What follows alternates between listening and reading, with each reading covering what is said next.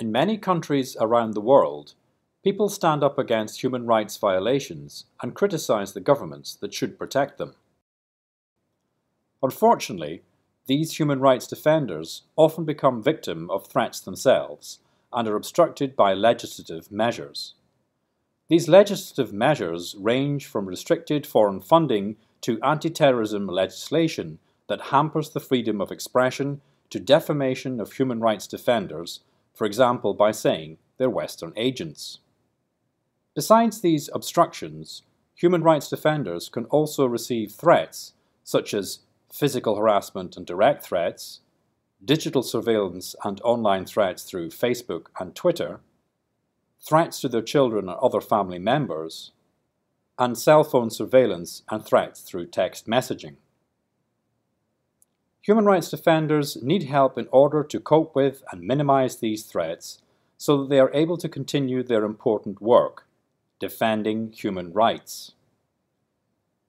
This help is provided by Justice and Peace, an organization based in the Netherlands that focuses on protecting and training of human rights defenders under threat. Justice and Peace supports human rights defenders all over the world through the following projects.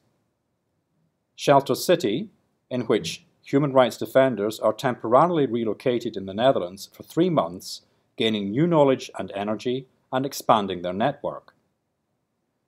The Hague Training Course, in which they get 1 week of training on digital security mechanisms, networking, reporting human rights abuses, and policy influencing skills. Connect to Protect, in which human rights defenders get connected with members of parliament, lawyers, and journalists. And temporary regional relocation of human rights defenders under threat in Africa and Asia. Human rights defenders are the agents of change.